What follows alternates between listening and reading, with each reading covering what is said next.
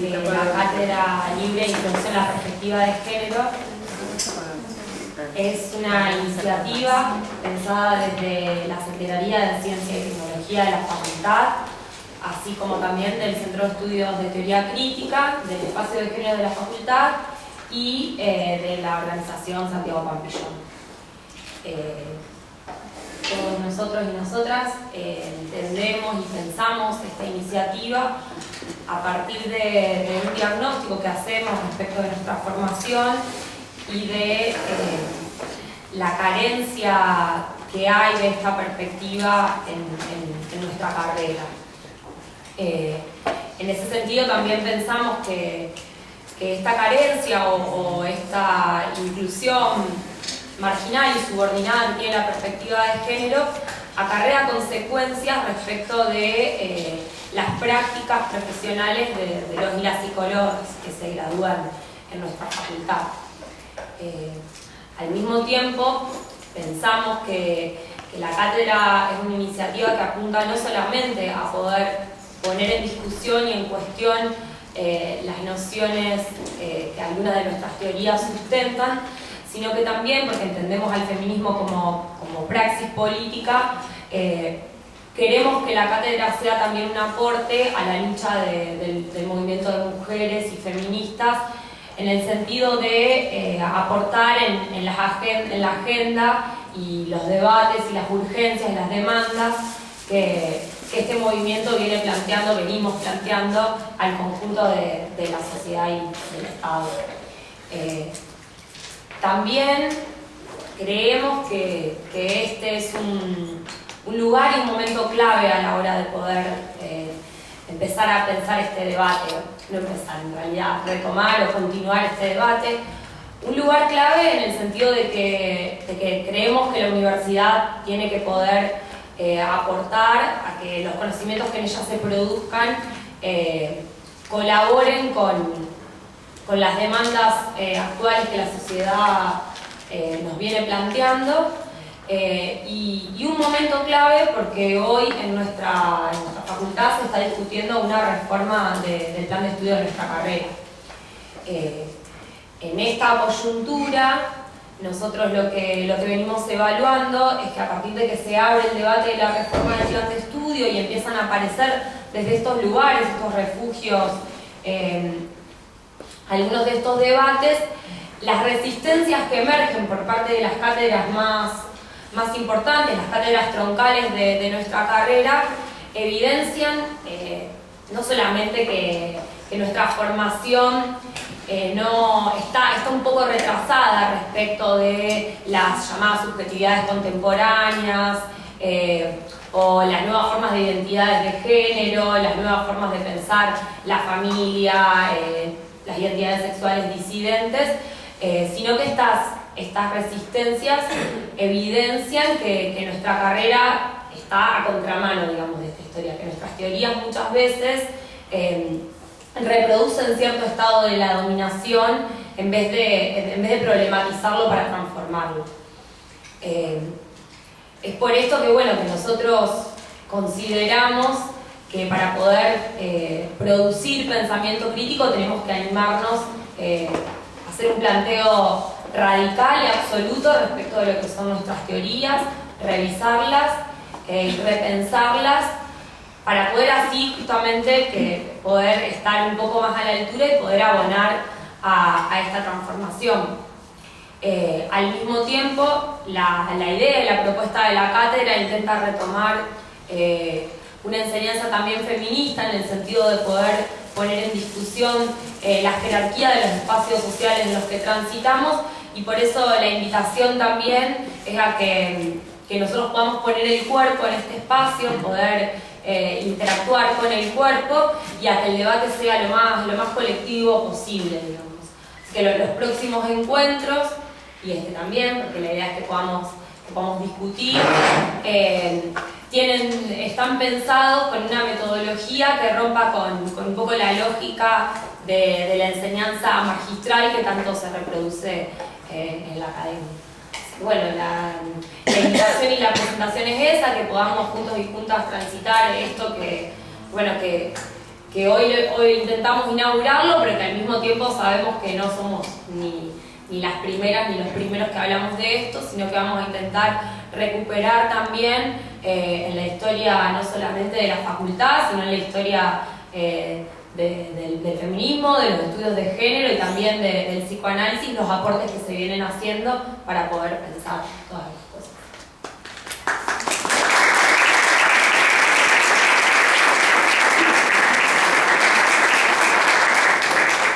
Buenas tardes. La verdad que es una celebración la posibilidad de abrir espacios. Hoy se trata de esto, más allá de las dificultades que tengamos en relación a la temática, que bueno, justamente, digamos, atendiendo a las lógicas de poder y a las tensiones que en este momento, digamos, emergen y están más que presentes en este ámbito, digamos, poder construir este encuentro que tiene que ver con, bueno, poder pensar perspectivas que incluyan a las sexualidades, poder pensarnos y revisar en todo caso cómo estamos pensando nuestra formación, las prácticas. Así que celebro la posibilidad de estar acá, digamos, en esta materialización de diferentes encuentros, de diferentes espacios, de docentes, de estudiantes, de movimientos políticos, de movimientos partidarios, de independientes. Así que, bueno, esto ya de por sí habla mucho en este contexto. Así que voy a presentar a Federico Abril. Él es psicólogo, egresado de esta facultad, militante del colectivo Varones Antipatriarcales y miembro del programa universitario de diversidad sexual. También participa del espacio Géneros. Va a ser un mapeo y digamos, el documento que se presentó para la comisión de seguimiento del plan de estudios. Hola, ¿qué tal? Gracias a todos por estar acá. Trae mucho esfuerzo, como todos tenemos agendas enredadas y cuesta mucho acercarse a la facultad, sobre todo en estos horarios. Como dijo Noé, sí, les quiero contar un poco el mapeo que hicimos hace mucho tiempo atrás, hace más o menos un mes y medio atrás, que tiene como efecto un documento que se eleva a la comisión de seguimiento del plan de estudio. Recién Bere dijo algo así como que nosotros estamos acá por un diagnóstico que podemos hacer de la situación en relación a perspectiva de género y nuestra formación. La palabra diagnóstico, yo estaría como más tentado de decir que es un mapa, ¿no? Es la palabra que usamos con Noé y con los compañeros que estuvimos y las compañeras que estuvimos detrás de la actividad para construir esa genealogía y para lograr ese documento. Un mapa porque no es que estamos desde afuera de la historización o de los procesos de formación que se dan en nuestra facultad, sino que es desde dentro, ¿no? Somos un agenciamiento permanente de lo que pasa en nuestra facultad y es ese enriedo el que nos provoca o el que nos coloca en el lugar de poder decir, bueno, esto falla y es necesario hacer tales y tales y tales cosas o poner tales y tales y tales problemas a la vista. Hay algo que Noé insiste, que yo le he escuchado a Noé insistir varias veces en los seminarios, en los espacios que hemos compartido en común, que lo recordé en función de la primera vez que habíamos tirado tentativas de nombres para este espacio, y lo primero que habíamos dicho era que era un espacio, una cátedra libre de géneros. Y fue gracioso porque es como un imposible, ¿no? Uno nunca va a estar libre del género. El género es un reglamento que justamente lo que hace es normativizar cómo uno vive la estética de su cuerpo, la encarnación de un cuerpo y demás. Entonces, pretender que sean espacios libres de género es como medio imposible. Lo que sí puede uno hacer es ir flexibilizando esos márgenes y esa normativa. Cosa que dice siempre Noelia, porque no es que falte perspectiva de género en nuestra formación, la hay, solo que es muy heteronormativa, está muy del lado de modelos hegemónicos de vivir los cuerpos y de vivir una sexualidad, y el no decir o el mostrar solamente ciertos modelos y ciertos márgenes es una forma de tener una perspectiva de género que no es la más feliz, si se quiere, o la más liberadora, si queremos usar esas palabras. Entonces, en esa línea de que sí existe una perspectiva de género desde hace mucho tiempo, que es bastante heteronormativa, esa heteronormatividad ha generado ciertas respuestas que a nosotros nos atraviesan desde los años 80 prácticamente en adelante, que es lo que recoge ese mapa que hicimos cuando nos juntamos a conversar, o sea, la gente que vino a conversar cuando hicimos esa convocatoria.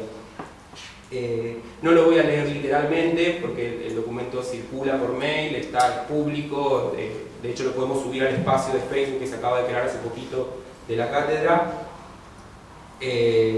Pero sí marcar eso, ¿no? Que hay hitos que vienen desde grupos de profesionales que en los 80 se han juntado a conversar sobre la problemática, cierto silenciamiento que se da sobre los 90, y a partir del 2001, desde las mismas cátedras, se van dando jornadas y proyectos de investigación que tratan de incluir o que tratan de abrir el diálogo hacia otras perspectivas que en ese momento ya parecían como necesarias.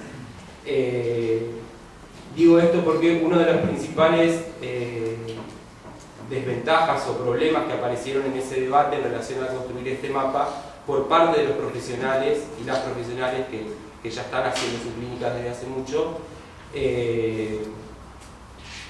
es la formación extracurricular que uno tiene, de la cual uno tiene que hacerse cargo si quiere hacer algo con este problema o con esta ausencia de formación en perspectiva de género. Siempre pasa por fuera de la universidad pública, uno como que si fuese una especialización, ¿no? Que uno tiene que hacer por fuera de, que alimenta, pues también va de la mano de todo lo que es el consumo, que alimenta cierto mercado y que evidencia cierta necesidad o cierto derecho que tendríamos que tener nosotros de recibir una formación más completa.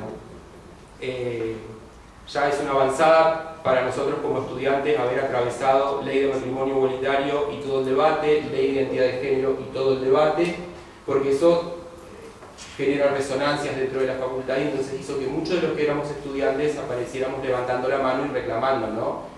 Esta topología no me sirve para nada, porque no me sirve para pensar lo que está pasando en la calle, no me dice nada saber la posición sexual de tal o cual lugar como para poder pensar problemáticas en relación al aborto o en relación al trabajo sexual, por ejemplo, ni que decir de las violencias, ¿no?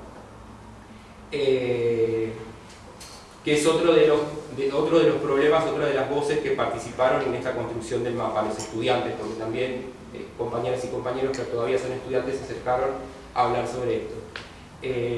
Y después los espacios que hemos estado elaborando con género o con perspectivas de diversidad sexual o con teorías feministas. En eso quiero agradecer mucho a Noé Figueroa porque no pertenece específicamente a esta casa de estudio, pero sí comparte la preocupación de incluir esta perspectiva en todas las profesiones que consistan en encontrarse con el discurso del otro. Ella viene del núcleo interdisciplinario de género, de ciencias políticas, que es una casa acá vecina, y trae también toda la experiencia que tiene el núcleo, que tiene ya de años. El núcleo ha hecho revisiones de planes de estudio, revisiones de los contenidos curriculares de algunas materias, siempre tratando de hacer esto que nosotros vamos a proponer ahora, ¿no? Discutir algunos tropos teóricos fundamentales de nuestra formación a la luz de las teorías feministas. Es un poco la idea de la cátedra o de los talleres que se vienen.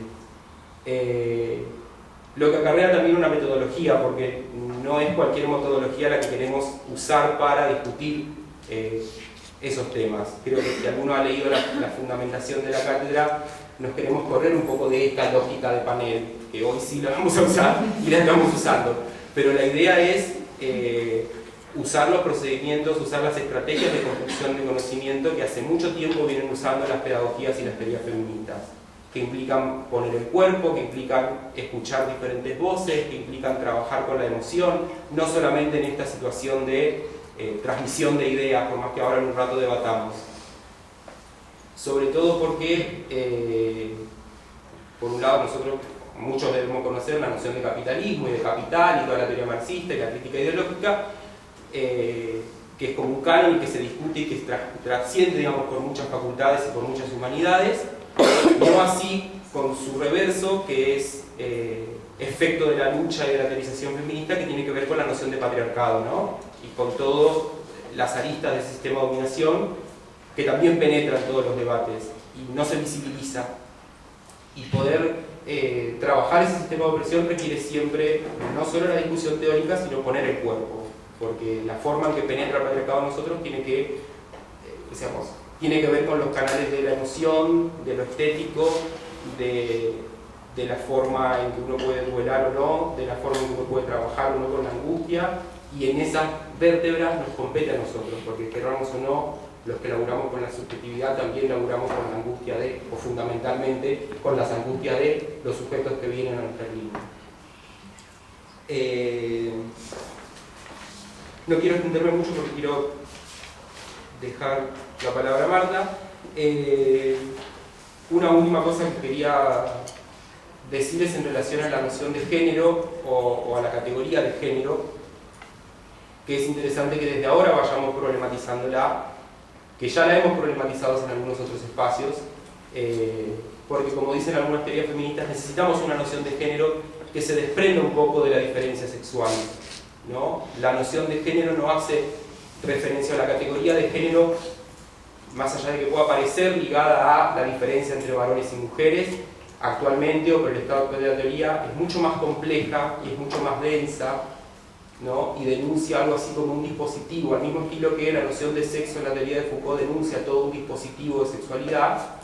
Esta categoría de género, o cierto uso de la categoría de género, denuncia todo un dispositivo de género, es decir, toda una política de verdad en relación a quién puede decir y quién no puede decir cosas en relación al género, qué se puede mostrar y qué no se puede mostrar en relación al género, y como corolario de esas dos cosas, cuáles son los sujetos que tienen la voz autorizada y la carne autorizada para andar por ahí libremente y cuáles no. Es decir, junto con la categoría de sexo, la categoría de género integran un reglamento que va definiendo quién es legítimamente un ser humano y quién no, o qué cuerpo es legítimo o cuál no. Para terminar, lo que quería leer era el final del documento, solo los párrafos del final del documento que se elevó el que dije recién, se elevó a la Comisión de Seguimiento del Plan de Estudio, y dice: percibir estas carencias no es privilegio de las y los graduados, dada la visibilidad y cotidianidad de las problemáticas relacionadas a las diferentes formas de violencia de género. Los y las docentes que acompañamos esta perspectiva fácilmente podemos relevar las dificultades de las y los estudiantes para problematizar nociones básicas de las diferentes teorías de género, feminismo y diversidad sexual. Vale destacar, por ejemplo, la confusión que se dispara para pensar cuestiones relacionadas a la identidad de género y a la orientación sexual de los sujetos de estudios debido a lecturas o transmisiones falocéntricas y esencialistas de algunas categorías fundamentales del psicoanálisis, por ejemplo. En este sentido, vale notar que, si bien las mayores durezas sobre la discusión parecieran derivadas de la hegemonía psicoanalítica, aquellas no son exclusivas del campo psi. Docentes de todos los departamentos que integran nuestro plan y que comparten la perspectiva de género aquí defendida, relevan deudas con el arsenal teórico construido por el movimiento de mujeres. En este sentido, es válido también denunciar el heterosexismo y la homofobia que impregnan actitudes, vocabularios y estrategias de enseñanzas de docentes y otros miembros del claustro.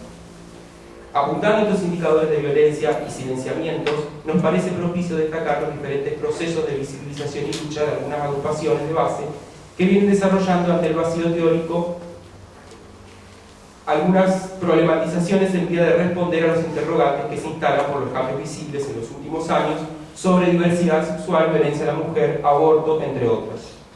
Con todo lo dicho, procuramos recuperar los procesos ya iniciados, los que yo recién decía figuran en el mapa, de los que todas y todos acordamos en su urgente proliferación y profundización. En función a este punto en común, consideramos que sin un sólido recorrido por las diferentes epistemologías feministas, nuestros intentos por construir una problematización de la perspectiva de género serán cuanto menos parciales y erráticos y demorarán aún más el debate que desde lo real nos obliga a revisar la producción y reproducción de nuestros saberes, así como las modalidades de abordaje e intervención en el campo de la subjetividad, atendiendo a la diversidad, a la diferencia y a la disidencia sexogenérica. Nada más. Gracias.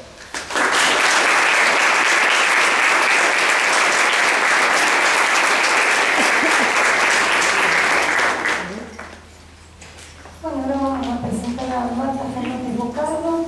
Ella es psicóloga, doctora en psicología, docente del seminario Género y Subjetividad de la Facultad y del posgrado especialidad en Derecho de Familia de la Facultad de Derecho de la Universidad Nacional de Rosario. Miembro fundadora de SIQUE, Asociación para la Asistencia, Formación e Investigación en Psicoanálisis, integrante del colectivo Expuentes Psicólogas de la Toma de Rosario y autora del libro Mujeres que callan, violencias de género y efectos en la subjetividad femenina. Bueno, gracias. Bueno, ¿cómo les va? Buenas noches, buenas tardes. Agradezco muchísimo a los organizadores, a la agrupación Santiago Pontillón y los demás que han colaborado. Esta invitación que realmente me pone muy feliz. Es difícil hablar en esta facultad de felicidad, ¿no? Me pone muy feliz porque hace muchísimos años que con un grupo de gente venimos pensando temas relacionados y que tienen que ver con la perspectiva de género, pero bueno, hemos recibido bastante resistencia o indiferencia. Yo muchísimos años estuve en la residencia educativa, que está en el último año de la carrera, y todos los años padecía que los estudiantes venían desesperados de los barrios, de las instituciones en las que hacen sus prácticas, ¿no? Cuando se encontraban con problemáticas como la violencia de género, que era, digamos, la más común, ¿no? Y otras más, y no contaban con las herramientas teóricas necesarias para abordar esas problemáticas, ¿no? Yo un poco en broma le decía, ¿y Lacan qué dice eso? ¿No? Y esto no quiere decir que, piense que no se deba estudiar Freud y Lacan, por supuesto que se tienen que estudiar y que hay que ubicarlos en un espacio y en un tiempo, en una época. Los grandes pensadores de la humanidad trataron de responder a las preguntas de su época. Y han construido un corpus teórico que nosotros tenemos que revisar a la luz de las preguntas de esta época, de los sucesos, de los acontecimientos, de los conocimientos científicos que hay en esta época. Así que bueno, hemos padecido la marginalización de alguna manera, acá con Noelia, con María del Carmen Marini, que está acá presente, hicimos una jornada en el año 2003, ¿fue? 2002 o 2003, sobre violencia, que incluía las violencias de género, ¿no? Y participó bastante gente. Después, bueno, voy a contar algo personal. Yo en mi tesis de doctorado tomé el tema de la mujer, de problemáticas de la mujer, no pensando en la violencia de género. Primero empecé viendo teorías sobre la mujer, pero siempre me pareció que había algo que ahí no coincidía con la realidad, ¿no? Y de esa manera fui llegando a los estudios de género, cosa que estudié en otras facultades, porque acá no pude hacer los seminarios. Por suerte el doctorado permite que se hagan seminarios en otras facultades, por lo menos en aquel momento, no sé ahora. Así que bueno, tuve que cursar seminarios en la Facultad de Humanidades, otras facultades, que incorporaron más tempranamente estos estudios. Y pienso, ¿por qué tanta resistencia acá en la Facultad de Psicología? Porque me decían algunas chicas que cuando pasaban haciendo la publicidad de este evento, algunos profesores decían, pero ¿y eso qué? ¿Cómo psicoanálisis y género? No puede ser eso. Y como dijo Federico, de alguna manera el género está en los inicios del psicoanálisis. Lo que pasa es que no está categorizado como género, porque es una categoría que surgió mucho tiempo después, pero se habla de lo femenino y de lo masculino, se marca una norma y se lo plantea de modo binario, masculino o femenino, y no solo opuesto, sino que jerárquico, es decir, lo masculino es jerárquico, lo femenino es inferior. Entonces me pregunto, ¿hasta qué punto todavía podemos estar pensando a la mujer como derivada del hombre?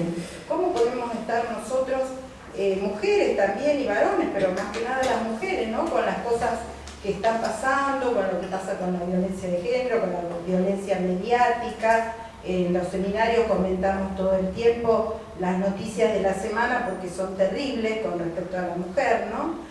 Y cómo podemos analizar la problemática de la mujer o la sexualidad de la mujer, la violencia en el varón, sin tener en cuenta lo que el sistema patriarcal, digamos, ¿no? Y en este momento el neoliberalismo patriarcal, o el patriarcado neoliberal. Todos habrán, yo por mi formación de los años 70 tuve un plan de estudios diferente al de ustedes. Era mucho más abierto, se estudiaban distintos autores, estudiábamos, por ejemplo, mucho Freud, Lacan no tanto, todavía no había llegado a la moda, mucho Melanie Klein, no sé si la conocen. No sé si porque Melanie Klein, ¿qué cosa? Habló de la madre. Porque fíjense todas las exclusiones que tenemos, no solo que derivamos del varón y que nuestra sexualidad es femenina en forma secundaria, porque primero tenemos que pasar por una etapa de masculinidad, tenemos que cambiar de zona, cosa que ya científicamente está, creo que hay consenso que eso no es así. ¿Cuántas mujeres habrán padecido estas interpretaciones, no? Hubo una famosa psicoanalista que se operaba permanentemente del clítoris, que fue paciente de Freud, para poder pasar a la otra zona, ¿no? Cosa que ahora sabemos que no es así con respecto al orgasmo femenino, ¿no? Entonces, bueno, la teoría no es algo ingenuo, porque la teoría que incorporamos hace que después escuchemos de determinada manera a mujeres y varones. O sea, esa teoría subyace en nuestra práctica. No es lo mismo escuchar sosteniendo la perspectiva de género a una mujer que está sufriendo violencia de género como sosteniendo la teoría psicoanalítica sin haber hecho esa revisión crítica. Pensemos que en la época de Freud, ¿cuál era la situación de la mujer? ¿Cómo la mujer no iba a querer ser como el hombre si no podía salir de la casa? Porque preguntémonos ahora todas las dificultades que todavía tienen las mujeres en el espacio público, ¿cómo sería en aquella época? Entonces, bueno, Freud elaboró su teoría desde el punto de vista masculino, una teoría elaborada por un varón, en un momento que la ciencia era totalmente androcéntrica, y todavía lo es, ¿no? No solamente el psicoanálisis, sino la medicina se basó, el hombre sinónimo de ser humano. Todas las ciencias se basaron, el otro día leía un informe que me pareció muy lindo, de una bióloga haciendo no sé si alguno de acá lo leyó, haciendo un informe de todo lo que hay de sexismo en la biología. Fíjense que algo que uno piensa, bueno, la biología a lo mejor no se da tanto como en psicología. Sin embargo, en la biología, ¿cómo está explicado? Decía, por ejemplo, el tipo ideal de animal o de organismo, digamos, y cómo lo que no respondía al tipo ideal es una desviación. Fíjense que eso también está en las teorías que nosotros estudiamos, cuando se habla de perversiones, se cataloga de perversiones a la homosexualidad. Entonces, ¿cómo fue un paradigma de determinado momento histórico basado en el modelo masculino y con determinadas características? El hombre blanco, de determinada edad, de determinada clase social. Ese fue el paradigma, y de ahí se pensó a la mujer. Este paradigma no solo es androcentrista, sino también universalista. Universalizó este modelo del hombre, ya le digo, en todas las ciencias. Y bueno, falocéntrico, ya lo saben, ¿no es cierto? Y esencialista en el sentido de que todos como que tenemos una esencia natural y que la mujer por la naturaleza, por lo biológico, como dijo Freud, anatomía es destino, teníamos que tener un destino derivado de lo biológico. Después se dio una vueltita y se pensó que tenía que ver con el lenguaje, pero también era un destino marcado por el lenguaje. La mujer no existe, lo que ya sabemos. Entonces pienso que hace mucho tiempo que tenemos que plantearnos estas preguntas, pero ¿qué pasa? Hay mucha resistencia, y la resistencia tiene que ver primero con el poder. Sabemos saber es poder, y cada uno se aferra a su grupo de poder y saber, ¿no es cierto?, territorios, feudos, en los que es muy difícil lograr cambios. En los saberes se da lo mismo que en cualquier otro espacio o institución de nuestra sociedad, hay pugnas de saberes. Yo doy esto, he escuchado profesores, no, yo doy esto, no me quité eso es mío. Hablar de... Bueno, por mi práctica yo trabajé en una facultad como asesora pedagógica y hacía observaciones de reuniones de cátedra para poder analizar el discurso, ¿no? Y entonces hablaban así, ¿no? Ese contenido es mío, este es tuyo, ¿no? ¿Cómo vamos a dar algo que nos quite algo? Entonces, esta resistencia que hay tiene que ver con el poder y tiene que ver también con interpelar saberes. Por eso, pensémoslo como que hay teorías y que las teorías nunca dan cuenta de toda la realidad. Lo terrible es cuando la teoría se transforma en un dogma. Entonces de ese dogma no se puede pensar, no se puede crear nada nuevo. Leemos artículos y son todos citas y citas, Lacan dijo, Freud dijo, no hay nada creativo. Como muchos colegas habíamos dejado de participar ya en algunos eventos porque decíamos siempre lo mismo, Lacan dijo, Lacan, y se ponía el cuadro clínico dentro de algo como para justificar ese dicho, ¿se entiende? Entonces, bueno, por algo me alegro tanto también de lo que es la Cátedra Libre. La Cátedra Libre es un logro de las luchas estudiantiles que tienen muchísimos años, creo que viene de la Reforma, y es la posibilidad que tienen los estudiantes y docentes también de plantear temas que no se den en la currícula, como una apertura, pienso, como para instalar el tema y que, bueno, ojalá después esto se pueda ver, que atraviese la currícula, ¿no? Sería muy interesante, porque es como que todos tenemos que tener una visión con respecto a las desigualdades y a la opresión de género, ¿no? Porque cuando vamos a las prácticas y nos enfrentamos con esos seres humanos que están ahí, que no son los libros, nos plantean este tipo de problemas, que todos los días los vemos, que salen en la televisión, en la revista, en los libros, mujeres asesinadas, problemas de diversidad sexual. Entonces, ¿cómo pensamos todo esto? La perspectiva de género es una perspectiva, quiere decir que es un campo abierto de conocimientos y multidisciplinar, que se nutre de distintas disciplinas. Esta perspectiva, estos estudios de género, surgieron en un primer momento como estudios de la mujer, y se nutrieron de la antropología, de la historia, de las ciencias sociales, y miren qué tardíamente está llegando al psicoanálisis, ¿no? Pero bueno, es justamente pensar la subjetividad en un primer momento femenina, atravesada por lo social, producida por lo histórico, lo social, lo político. Es una categoría política, porque pone en evidencia el contexto histórico para pensar esa subjetividad. Y toma el problema del poder, como decía Federico también, no es una diferencia solamente el género, es una cuestión política, de poderes, de desigualdades y de jerarquías. Entonces, cuando interpretamos, por ejemplo, hay comentarios a veces que se hacen y discusiones entre psicólogos. El otro día un psicoanalista decía, no, yo si atiendo a una mujer golpeada, yo no hago nada. Yo interpreto y a lo sumo lo que puedo hacer es derivarla a una trabajadora social. Porque yo no me tengo que implicar en lo que está, bueno, es para discutirlo, ¿no es cierto? ¿Cuál sería nuestro lugar ahí, nuestra intervención, si estamos trabajando con ese tipo de problemáticas?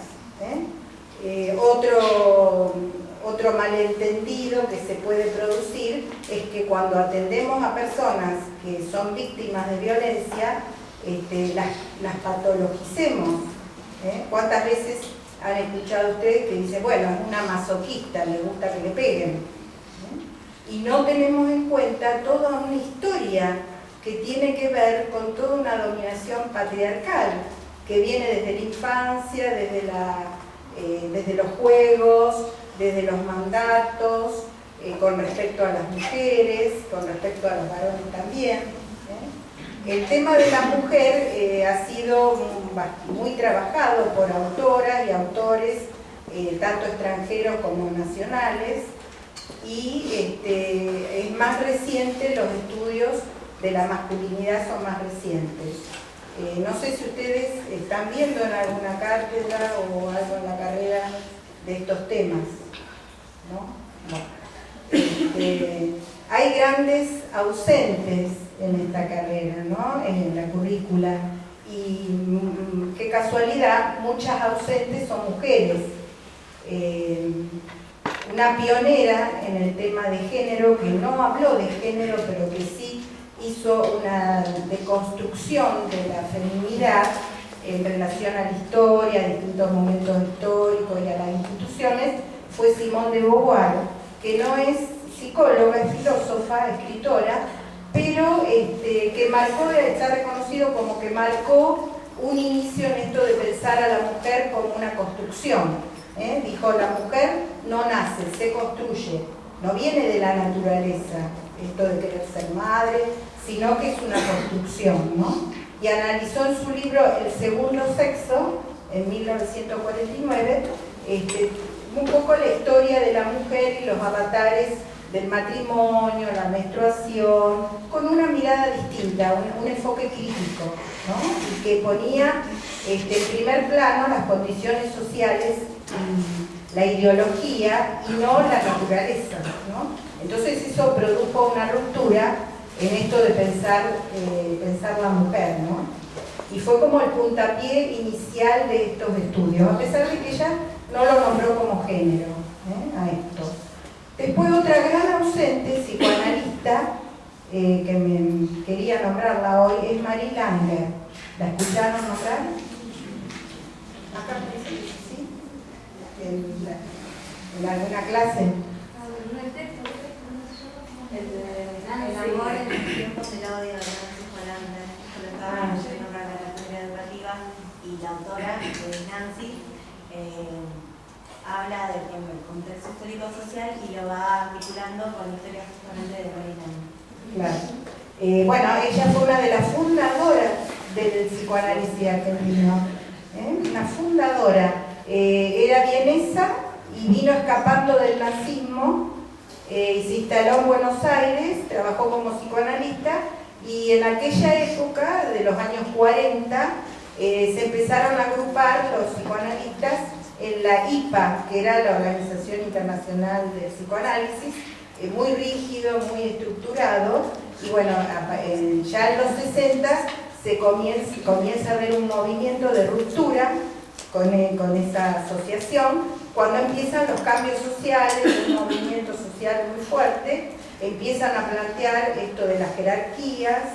No sé por qué se ve que los psicoanalistas tenemos algo con esto de la jerarquía, ¿no? De la rigidez, y rompe con la APA, que era la Organización de Buenos Aires, junto con Juan Carlos Bolnovi y otros psicoanalistas, y proponen un nuevo movimiento, plataforma, que intentaban trabajar la articulación entre marxismo y psicoanálisis.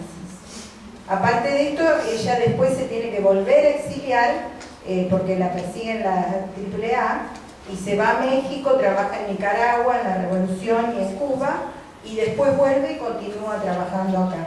Pero se considera su texto Maternidad y Sexo como el primer texto que intenta una ruptura con la lectura freudiana de la mujer, ¿no? Empieza a cuestionar también esto de lo biológico, si tenemos que ser madres, si el destino de la mujer es ser madre,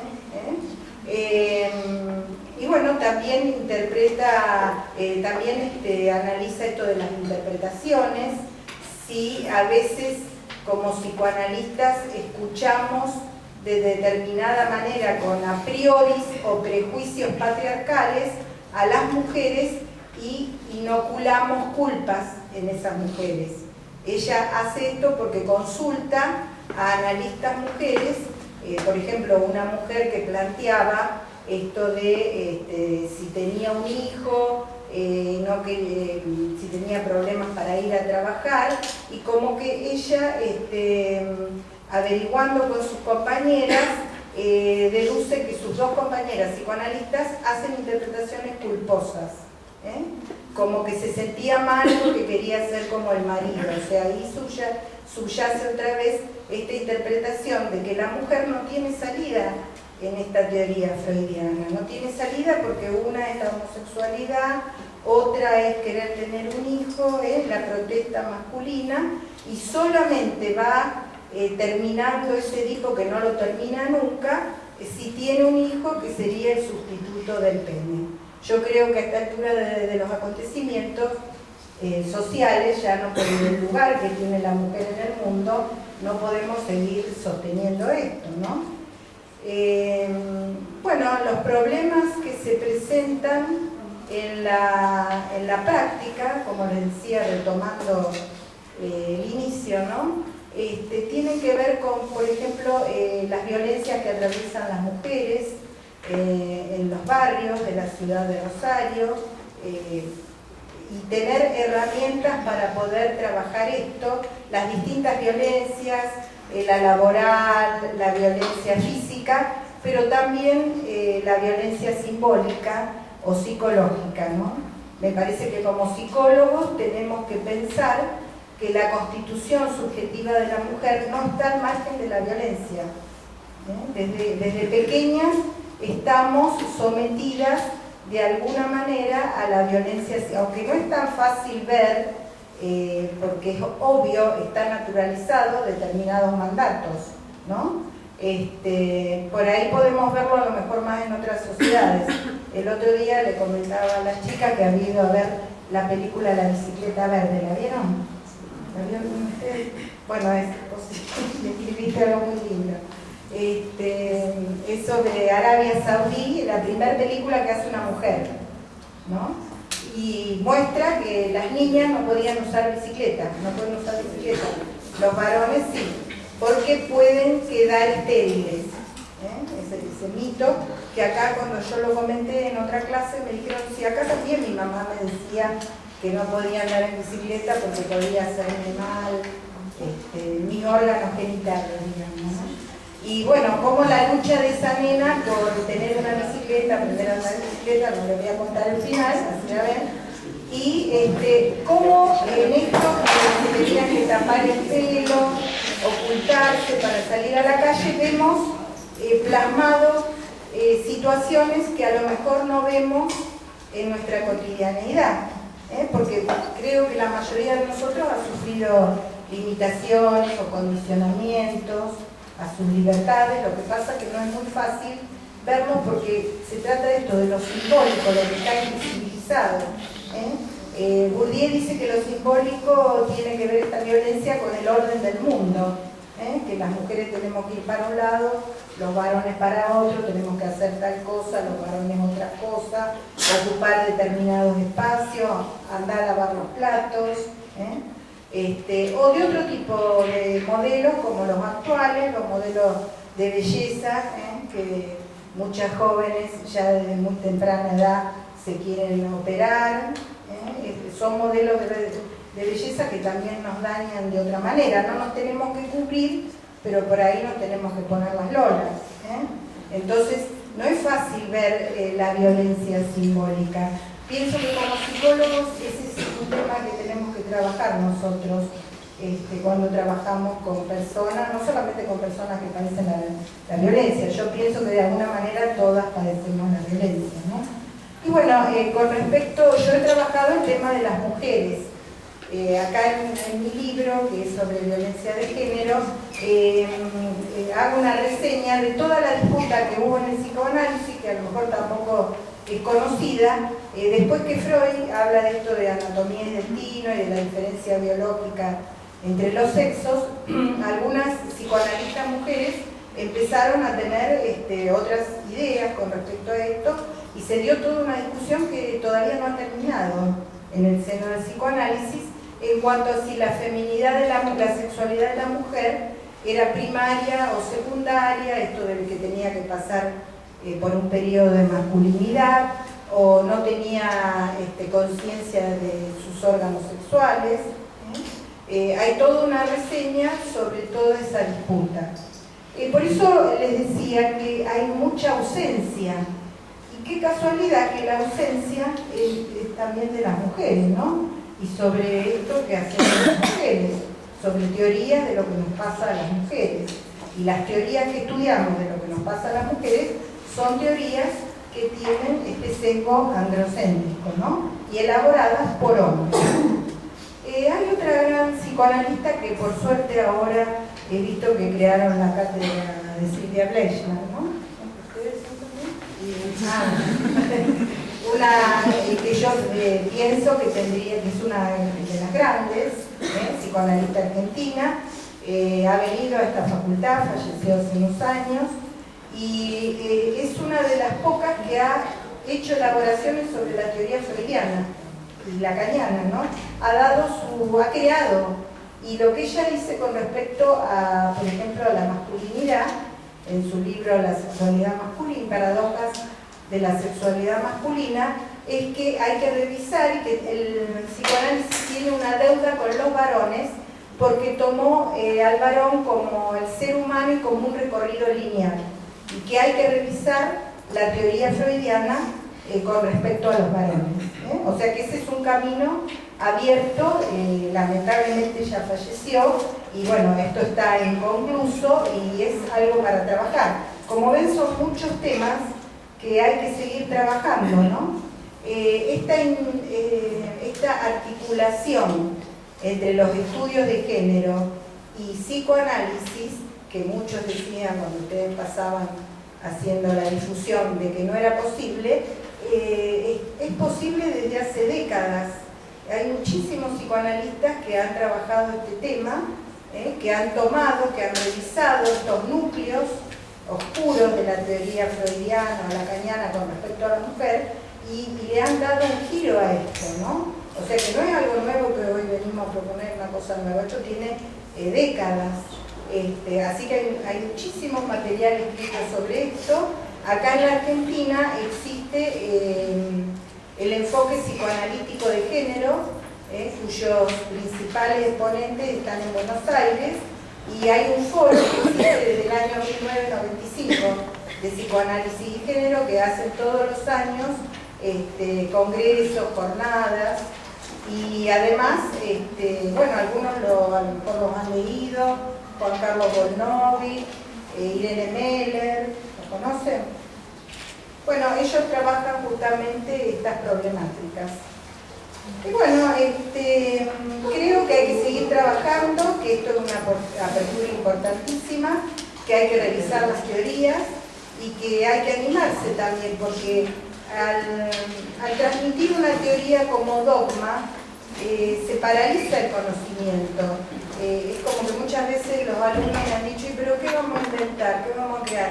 Se paraliza, y yo una vez analicé toda la bibliografía de la currícula de psicología y vi que era toda repetición y que no existían autores que son muy importantes. Esto que les estoy contando y autores argentinos que también son famosos en Latinoamérica o en otros lugares, no solamente con respecto al género, sino con otras posiciones, con respecto a lo grupal, Pavlovsky, muchos, incluso Pichot-Rivière, muchísimo, hay toda una línea de psicoanálisis grupal también.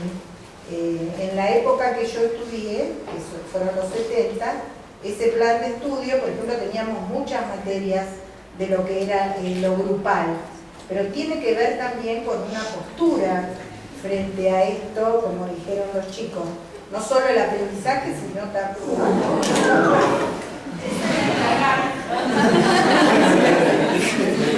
Ya no funcionó esto, para mí que nos están haciendo algo.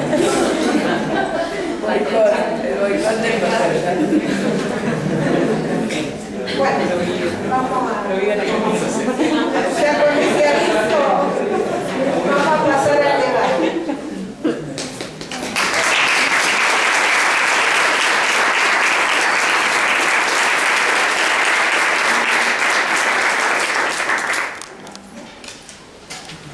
La idea es que ahora podamos abrir la palabra para preguntas, opiniones y demás.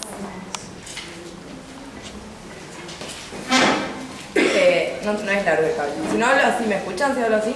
Sí.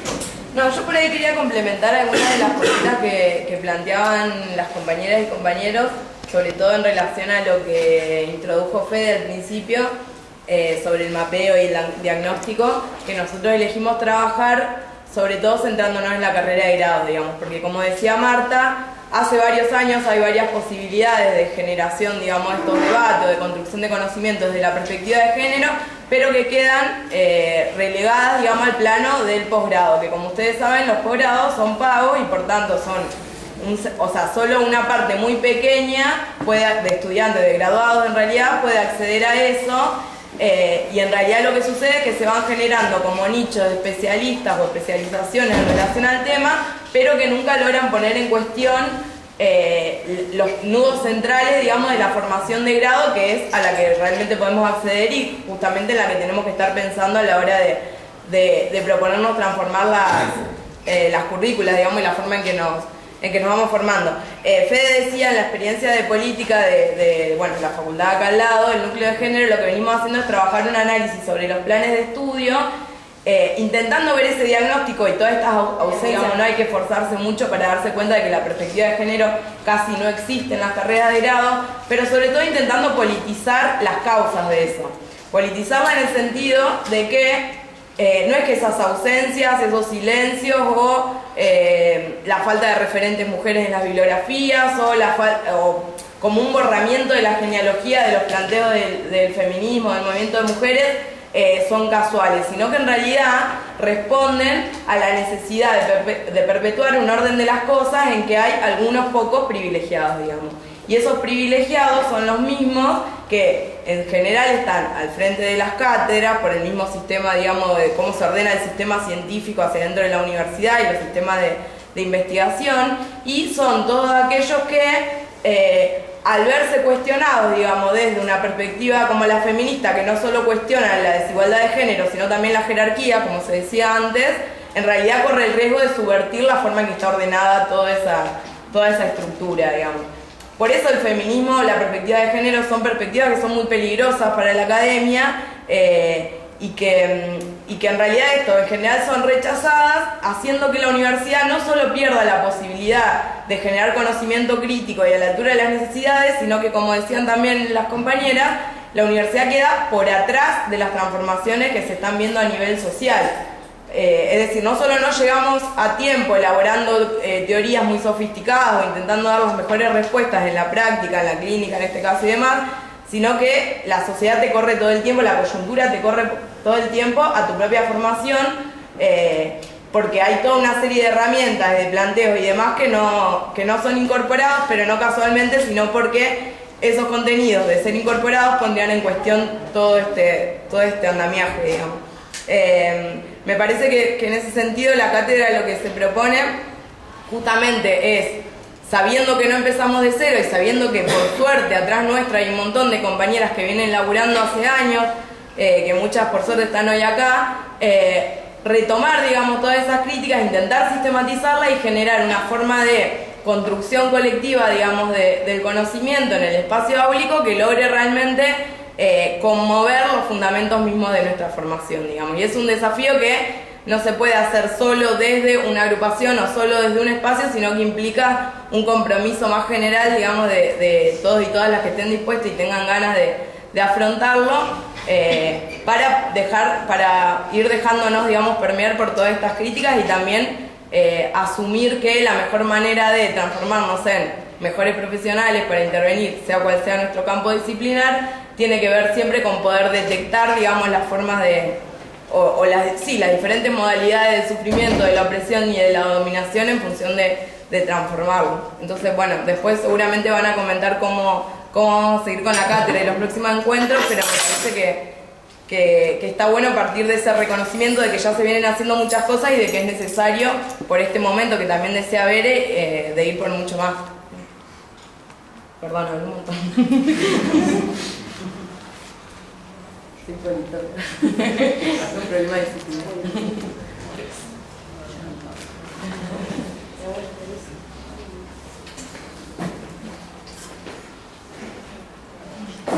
Yo capaz decidí un par de cosas, un poco retomando, digamos, cosas que salieron en la actividad que hicimos el año pasado de psicoanálisis sin género, que estaba Ana María Fernández y que contaba, bueno, que se alegraba, digamos, de que la invitemos con ese eje y esa temática, digamos, que era algo que ella había trabajado, pero que en este momento, digamos, no seguía metiéndole, y que planteaba, digamos, que esto no es algo nuevo, aunque muchas veces nos parezca algo nuevo, me parece que está bueno, digamos, lo que se planteó, digamos, son discusiones históricas que vienen hace mucho tiempo y que hacia dentro del psicoanálisis también se han planteado, que en un momento fueron muy resistidas también, y que la forma de resistencia actual muchas veces pasa por la indiferencia. Es decir, bueno, ya estamos en otro momento, ya cambiaron las cosas, nadie cree que un homosexual sea un enfermo y demás, como estamos en otro momento histórico. Entonces, no estamos tan atravesados o son unos exagerados, digamos, los feministas o el planteo de la perspectiva de género. Me parece que esa es una de las formas de resistencia actuales, que creo que, como decía la Noe, digamos, lo que pone en peligro el feminismo es todo tipo de jerarquías sociales y de las relaciones, y en ese sentido el lugar de la academia, el lugar donde se reproducen jerarquías y demás, y cómo se construye el conocimiento, es peligroso, y que muchas de esas resistencias con las que nos encontramos son resistencias que no solo, digamos, están en nosotros, sino que también están en nosotros mismos, digamos, muchas veces, en general, están en nosotros también, digamos. Y me parece que eso es lo interesante también de este espacio de encuentro, este espacio de construcción colectiva que queremos generar con la cátedra, de ponernos en juego a nosotros mismos también a la hora de pensar, de desarrollar una perspectiva feminista, cómo el patriarcado nos atraviesa, digamos. Como decía un compañero, digamos, todo lo que no problematizamos lo reproducimos, digamos. Entonces es necesario problematizarlo y no quedarnos con los posicionamientos políticamente correctos, digamos, que supuestamente nosotros no reproducimos. Me parece que ese posicionamiento que nos permite el feminismo es totalmente ético, digamos, porque implicarnos a nosotros. Nosotros en esta cátedra o en las distintas prácticas que lleva adelante las prácticas de actividad sexual feminista, nos implican totalmente, no construimos el conocimiento de afuera, lo construimos implicados totalmente con eso que hacemos. Y es un gran desafío porque no solo implica, digamos, que queremos transformar una realidad que nos parece injusta, determinadas relaciones sociales que creemos que son abusos de poder, sino que también queremos transformarnos a nosotros mismos en este proceso y que ningún tipo de construcción de conocimiento que sea transformador puede dejarnos exentos a nosotros mismos de esas transformaciones y esos cuestionamientos. Y por otro lado, creo que esa posibilidad de problematizarnos también a nosotros mismos y de transformarnos no es, digamos, bueno, el feminismo es todo el tiempo estar dándonos con un palo, digamos, y problematizar todo, digamos. No es simplemente eso, sino que todo lo que nos habilita, nos potencia y nos libera la posibilidad esa de transformarnos a nosotros mismos. Me parece que hay que resaltar eso, porque no hay posibilidad de problematizarnos a nosotros mismos y aquellas cosas que reproducimos si no es con otros, si no es colectivamente, digamos. Y creo que la posibilidad de empoderamiento colectivo que nos da el cuestionamiento en relación a la cuestión de género es totalmente potenciador y liberador, y espero, digamos, de esta cátedra, de estos encuentro que nos encuentren distintos, que nos encuentren empoderados para transformarnos y transformar, digamos, en la realidad que nos sigue pareciendo.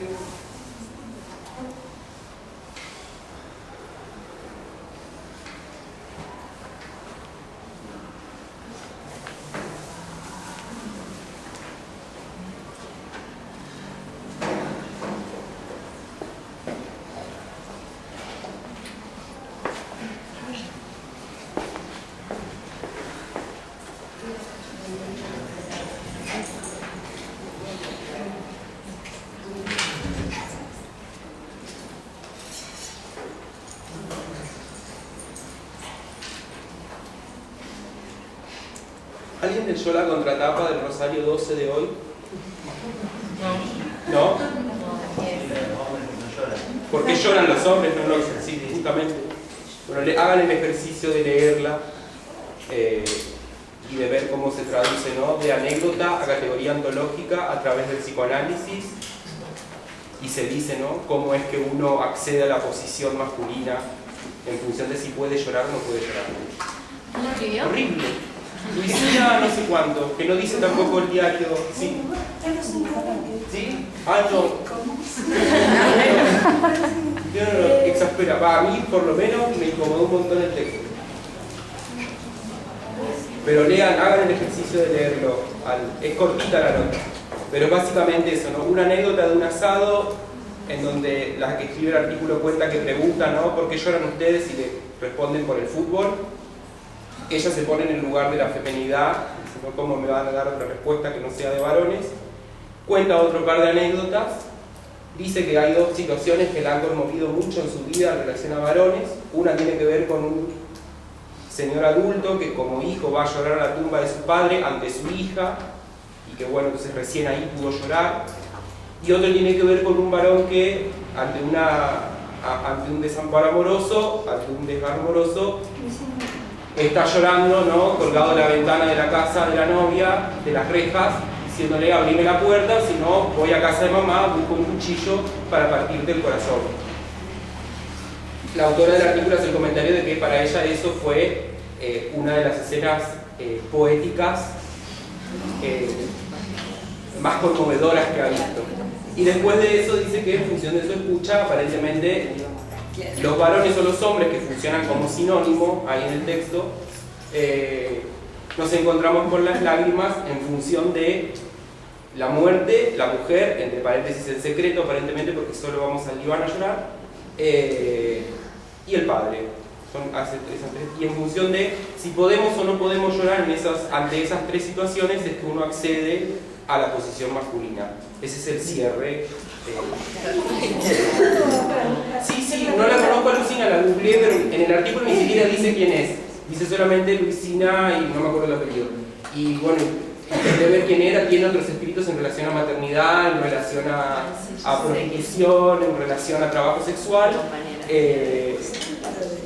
Yo quiero hacer una pregunta porque, digamos, ya creo que hablamos, y por ahí contar qué nos motivó a estar acá, ¿no? Algo, hablando de lo sensible que nos mueve, nos hace trasladar, nos hace estar acá, que hace frío, no sé qué, o lo que fuera, qué nos motivó, o qué podemos decirle por qué estamos acá, o algo en relación a nuestro sueño, ¿no? Yo recuerdo que, nosotras nos reunió en su momento un curso de posgrado para trabajar temáticas que no estaban en el grado, justamente tomando que es en Tocaya, y eso nos hizo colectivamente conformar un grupo, y ese grupo le pusimos nombre y nos permitió producir, encontrarnos nosotras mismas, investigar, hacer jornadas, hacer publicaciones, seguir encontrándonos. Hoy es otro momento más, digamos, que celebro de esta multiplicidad que tenemos de poder encontrarnos desde nuestra visión del mundo, que tiene que ver con justamente no reproducir, o por lo menos hacer ese esfuerzo tan copado de no reproducir este sistema opresivo tan jodido como es el patriarcado. Así que bueno, ¿les parece que podamos compartir eso? porque seguramente algo hizo que hoy estuviéramos acá. Y a mí me encantaría saberlo. Yo en lo personal, más que nada la curiosidad, porque es verdad, hay mucho déficit, no se enseña prácticamente nada. Y el otro día estaba con mis amigas, no me acuerdo, ellas leyeron un artículo sobre una banda punk, unas chicas. O sea, la imagen es las chicas contra la pared y tienen un short blanco manchado acá con sangre, bastante fuerte. Pero escribieron sobre que están como en contra de la castración, del complejo de castración. Entonces me empezaron a tirar preguntas mis amigas, o sea, ellas son de otra esfera, o sea, estudian que yo medicina. De otra esfera.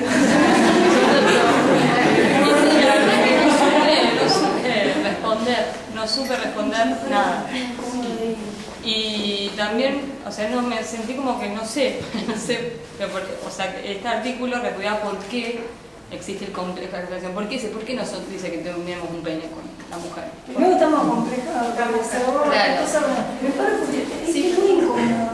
Y después el otro día, cuando estábamos en clase dando Tótem y Tabú, justamente el capítulo donde habla del mito, yo había leído hace un tiempo un libro sobre el matriarcado, se llama, que es Pablo Laforgue, no sé si lo conocen, es yerno de Marx o algo así, vive en Cuba. Entonces la profesora, y se preguntaba por qué el padre, digo, ¿por qué no la mujer? Existen tribus, o sea, yo no leí todo el libro, lo compré justo por un capítulo que se llama La filosofía de la pereza, pero me interesó que la primera parte hace como un pantallazo histórico de diferentes tribus donde la mujer es quien está adelante. Es más, después me enteré que acá en Argentina también no lo sabía, creo que los mapuches, la mujer tiene un papel bastante importante. Entonces me empecé a preguntar, ¿qué pasa en esta facultad que no se habla de esto? O sea, recién ahora, yo hace mucho que estoy acá y la verdad que nunca me lo había preguntado. Yo estoy acá, la perspectiva de género no me parece que sea un tema que a mí me pasa por el lado.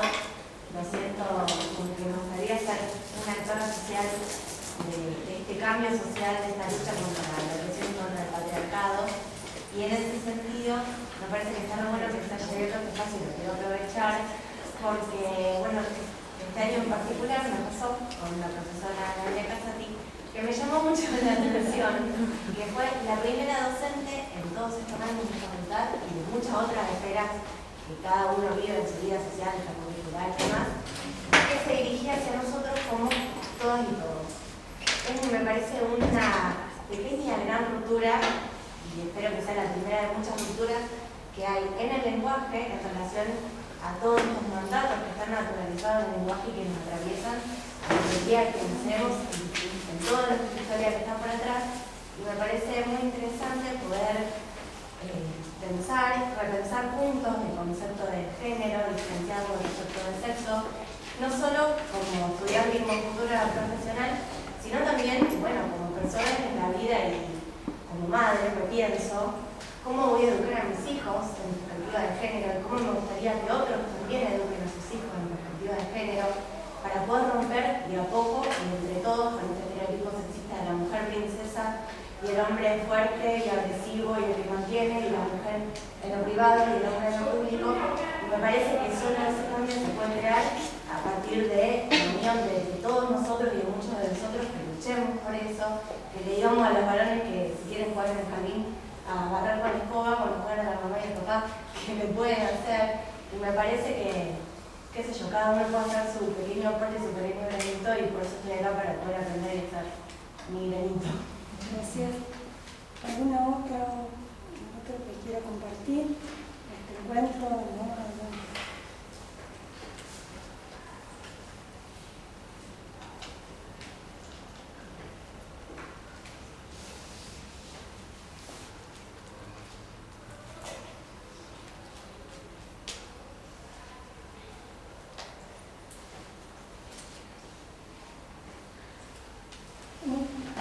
Podríamos pasar a cómo sigue, ¿no? Sí, una cosita muy breve antes de pasar, intentando como también retomar, digamos, algunas de las preocupaciones que también desde el Pampillón nosotros teníamos a la hora de no solamente pensar este espacio, sino de abordar la cuestión de la perspectiva de género en el sentido de con qué herramientas teóricas poner en discusión cierta forma de transmisión del psicoanálisis en nuestra facultad.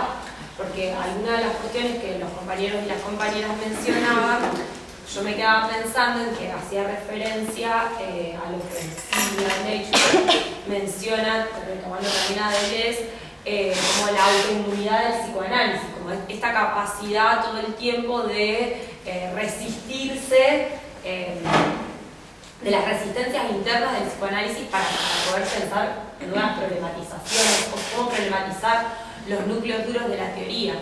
Y también en las jornadas de discusión que Fede mencionaba, donde se elaboró este documento para presentar a la Comisión de Seguimiento del Plan de Estudio, una de las cosas que nos preguntábamos era por qué, no solamente por qué esta demora, digamos, respecto del atravesamiento de esta perspectiva en nuestra formación, sino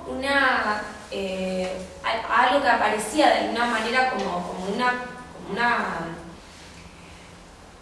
algo muy defensivo respecto de eso, que tenía que ver con cómo cuidar cierta pureza respecto del psicoanálisis, digamos, como distinguir ahí determinadas cuestiones que no serían del orden de lo psicoanalítico, que es un poco lo que nos pasa cuando pasamos por los cursos convocando la actividad. Está todo bien con eso, pero eso no es del orden de lo específico en el psicoanálisis. Y ahí también creo que se plantea como una discusión muy seria que nosotros tenemos que dar y muy rigurosa, porque lo que deviene un problema es cuando efectivamente hay algunas cuestiones que devienen causa del sufrimiento subjetivo. Digamos, nosotros trabajamos constantemente con el sufrimiento y ahí lo importante es poder, algunas de las cuestiones que se mencionaban acá hacían referencia a cuando las teorías aportan como un plus o los posicionamientos incluso del analista implican no solamente no aliviar el sufrimiento, sino reproducir cuestiones de dominación que lo refuerzan. Pero creo que es importante que nosotros podamos distinguir claramente cuáles son esas cuestiones, justamente para poder cuestionar los núcleos duros de la teoría y aquellas cuestiones respecto de la teoría que hoy ya no se sostienen, pero cuáles sí, creo que esa es como la tarea más importante que tenemos. Porque al trabajar constantemente con esto, con el sufrimiento, tampoco podemos obviar aquellas cuestiones, digamos, respecto de estas problemáticas que ponen que ponen en cuestión que ponen en peligro a los sujetos, digamos, respecto de cómo habitan las subjetividades, cómo habitan, digamos, el mundo.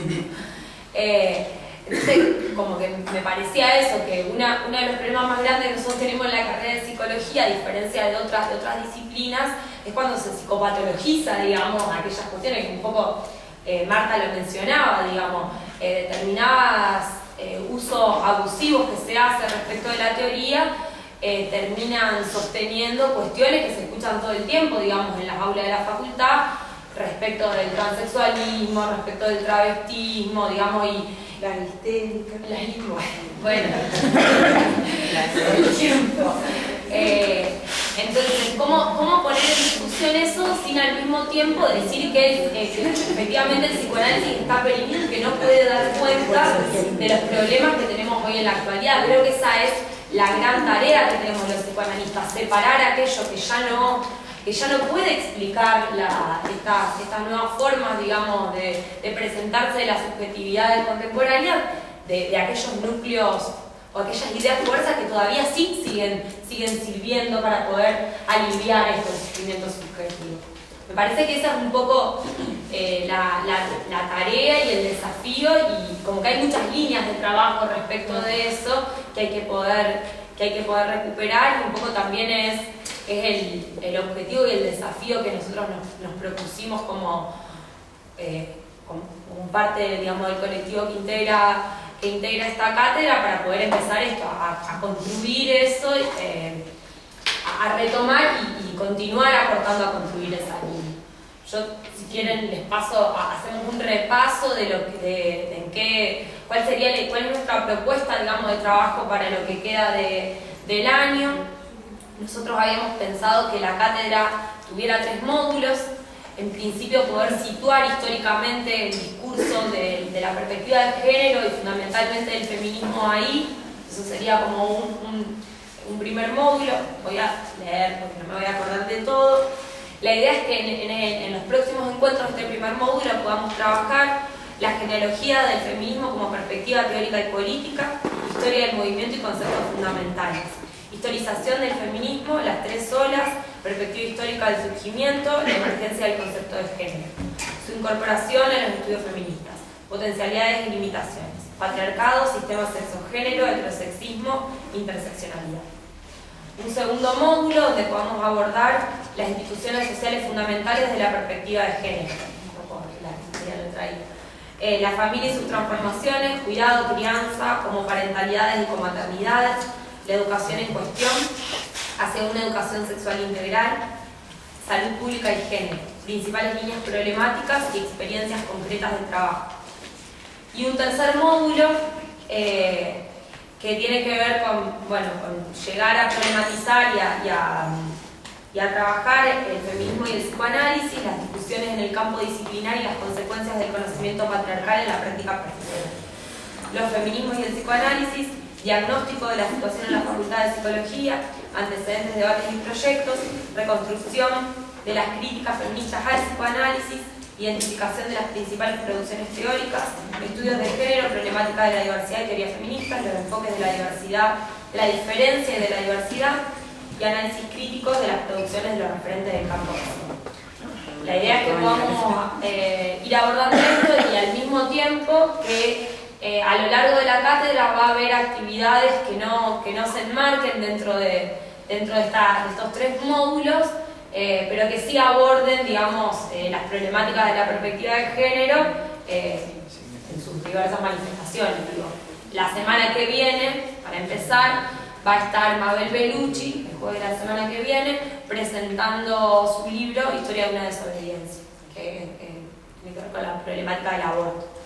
Así que bueno, también los invitamos y las invitamos a que se acerquen al centro de copiado de la facultad, donde vamos a estar dejando los materiales bibliográficos para poder trabajar y una serie de textos ahí para que podamos ir trabajando a lo largo del año. Seguramente se van a ir sumando otros, pero bueno, es un poco la idea, la propuesta. Bueno, ¿alguna pregunta? Yo quería hacer una breve para Marta.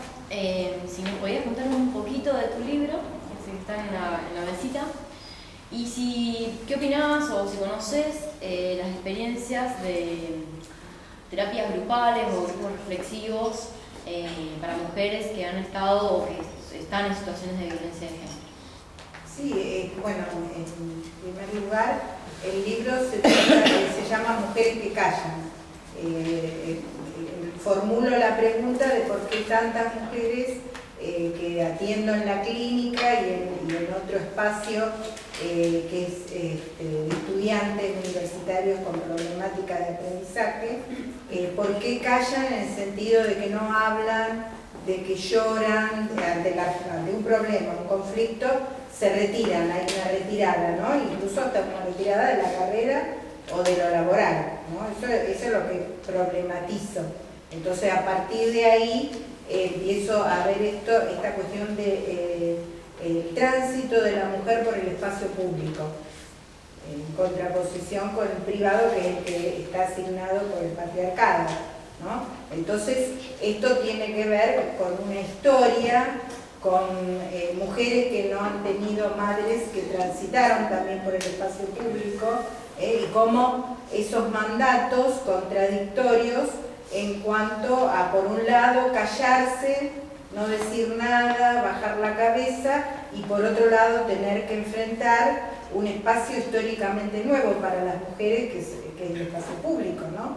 Por eso vemos que hay los cargos dirigenciales incluso hasta en lugares donde son la mayoría mujeres, los tienen los varones, ¿no? Como la mujer no accede, o a veces no accede por sus propios obstáculos internos, lo que algunos llaman el techo de cristal, ¿no? Que es como un techo construido de miedo, de inhibiciones, y decir, bueno, yo me bajo o busco un lugar donde no tenga conflictos o no tenga pelea con los varones, Entonces todo, digamos, distintos posicionamientos, y cito algunos casos clínicos, y ahí voy llegando, sin darme cuenta, yo no dije voy a escribir un libro sobre violencia, no, escribir un libro sobre mujeres que tienen este problema, y ahí voy llegando a que en estas mujeres, incluso en algunas, había abusos sexuales, o sea, violencias físicas en su infancia, y era como que no le habían dado importancia, lo habían olvidado, algunas no sabían si lo habían contado o no, 2 casos lo contaron y las madres no le creyeron, defendieron a los maridos, en un caso al abuelo, otro al hermano, y cómo esto produce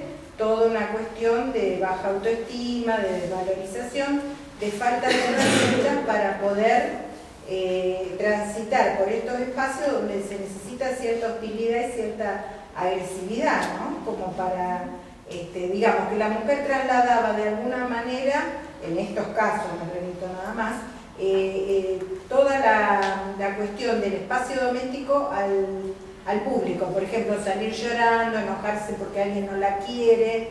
Digamos que en el espacio público no podemos ponernos a llorar ni enojarnos porque hay mujeres que siguen diciendo y la jefa no me quiere. Bueno, pero es el espacio público, hay otras reglas, y esas otras reglas hacen que también haya determinadas cuestiones subjetivas para eso, ¿no? Que los hombres están entrenados en eso, en cambio a las mujeres no, es todo un proceso que tenemos que hacer, ¿no?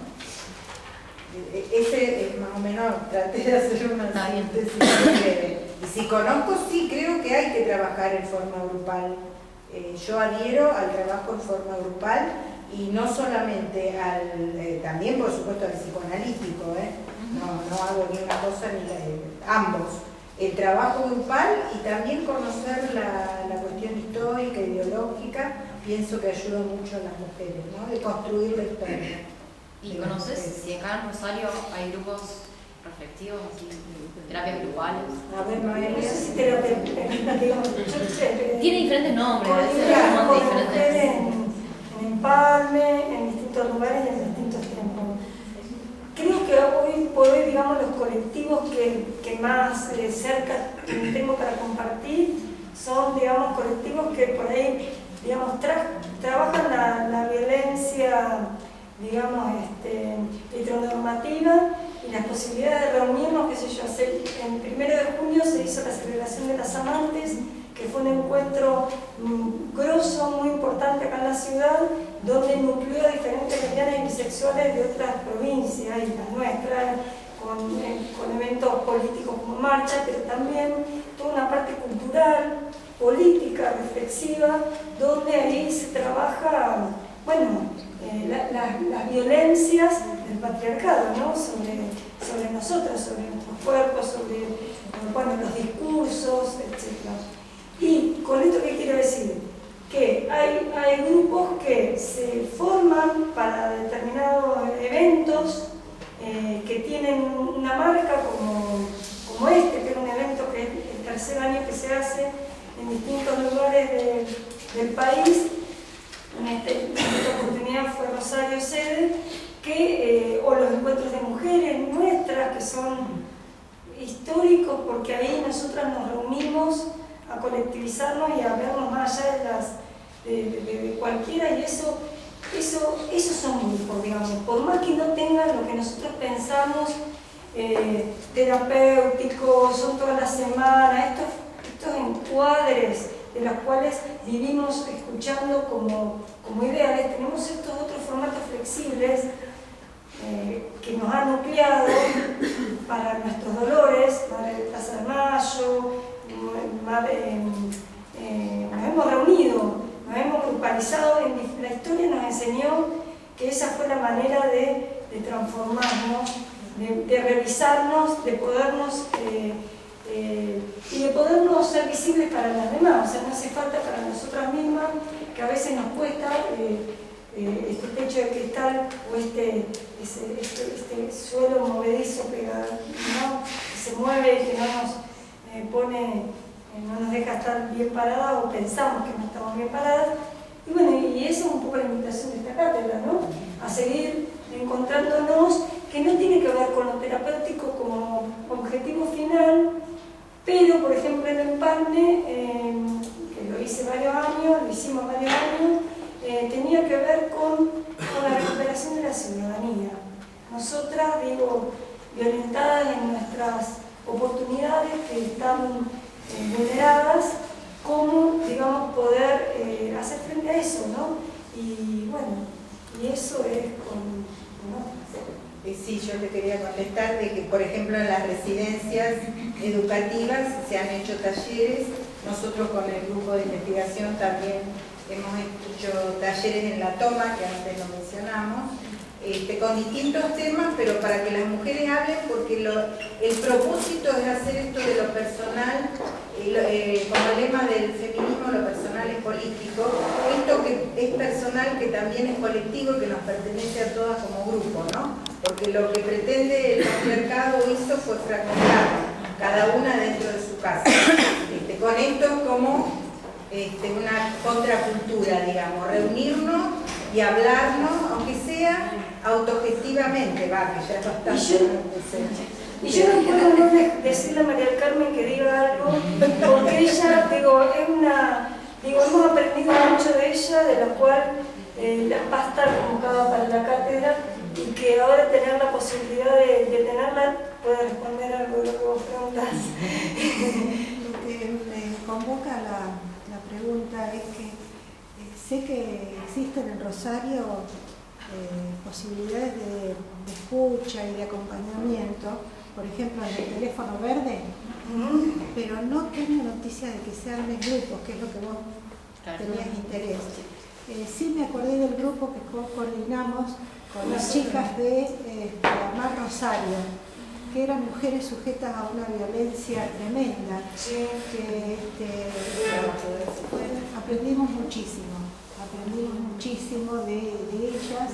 Fue un trabajo bastante sostenido y completo. Yo tengo un recuerdo de esa participación con mujeres trabajadoras sexuales que nunca habíamos imaginado que podíamos tener un intercambio tan enriquecedor, tan fuerte.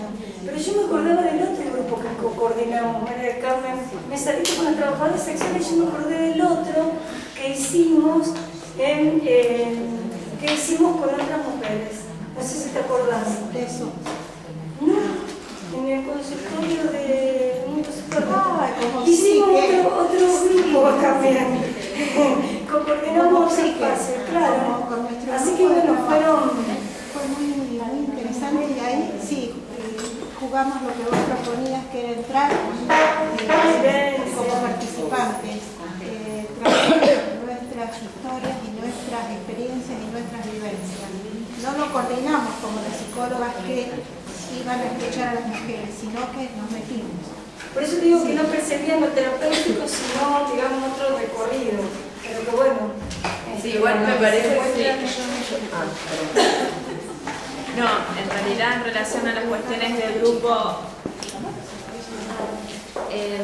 hace poco Noelia nos habían comentado sobre Indeso Mujer, un grupo que estaban armando. El tema es que, bueno, en Indeso Mujer, digamos, esta apertura que había en este momento de estas mujeres que estaban trabajando, casi todas en realidad ya están atravesadas por cuestiones donde en realidad ya es como una consecuencia esto de reunirse en estos lugares, porque están de alguna manera judicializadas por alguna cuestión, digamos, de violencia, no como una cuestión, digamos, no judicializada ella, sino litigio, con situaciones, ¿no?, de abuso, violencia, ¿no? No como una cuestión por ahí preventiva o como una cuestión, digamos, o sea, terapéutica antes de llegar a situaciones, bueno, extremas como las que pasan, bueno, mujeres forma parte de este grupo. Va, al menos eso era algo que por ahí hace poco. Son como chiquitos, están como invisibilizados. Están invisibilizados. Conectados. Como mujeres privadas de libertad también, yo te digo, pero no con fines terapéuticos, sino de trabajo sensible. Para salir de la situación de violencia. Claro, y me parece que la pregunta de Anita tenía que ver. No, que eso, justamente el grupo sea la finalidad, sea resolver una situación de violencia, superarla, cambiar la situación, salir directamente de una relación violenta. Que nada de eso. No, que por ahí. Sea como le llamen, porque claro, tiene diferentes nombres, para diferentes personas se llaman de diferentes formas. Me parece que lo que pregunta Anita también es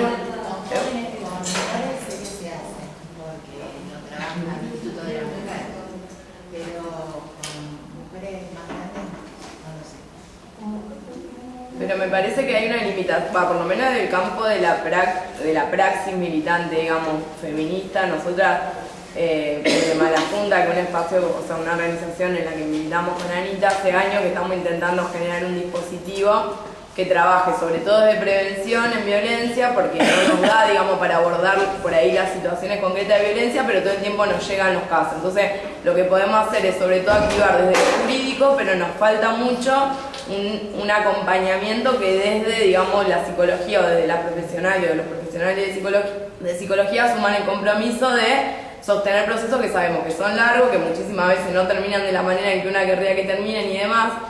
Y nos pasa que nos encontramos con este problema, incluso con compañeras mismas graduadas o compañeros mismos graduados de nuestra misma organización o del mismo espacio político, que hay como mucho temor, digamos, por la falta de herramientas propia de la carrera para abordar esas situaciones.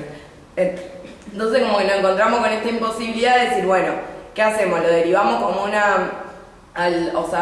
entrevistas con psicoanalistas que puedan trabajar sobre su tema, generamos grupos de trabajo de todas esas mujeres, digamos, hablando sobre lo que les pasa, intentando politizar esa experiencia y como, sí, con fines terapéuticos. Y me parece que ahí ni las respuestas que hay desde el Estado, o sea, de lo institucional, son suficientes, digamos, tanto en relación al teléfono verde, con muchísimas limitaciones que tiene, incluso las profesionales que están ahí trabajando, ni, bueno, damos abasto a las organizaciones para generar esos espacios. Y ahí nuevamente nos encontramos con la pregunta inicial que nos hace reunirnos hoy, que es ¿cómo hacemos para generar esas herramientas que nos hagan que a los profesionales o a las profesionales no les dé miedo poder abordar situaciones que están todo el tiempo presentes, y más en sociedades tan violentas como la nuestra, digamos, porque todos los cambios que viene teniendo la ciudad de Rosario en los últimos años en relación a la violencia social impactan como de manera definitoria, digamos, en los niveles en los tipos de violencia contra las mujeres, en los niveles de femicidio. O sea,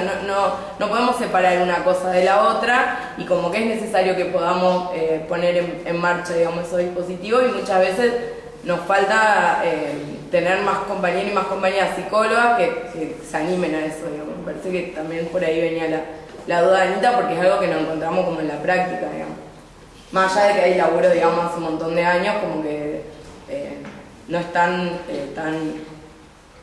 no sé, difunde. En función de eso habría que hacer un trabajo como de mapeo para visibilizarlo, porque si no también como que todos esos trabajos quedaron como en la esfera privada, digamos, se hacen en algún centro de salud, en algún centro, no sé, cualquier lugar, pero queda reducido a la población con la que está trabajando.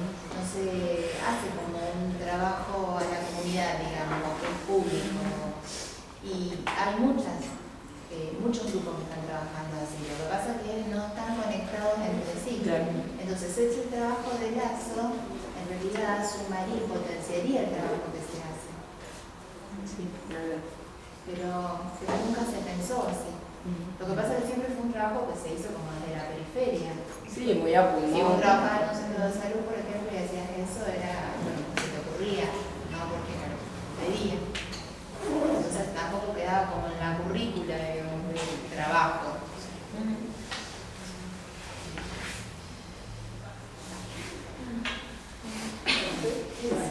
Le agradecemos mucho a Marta y a Fede por estar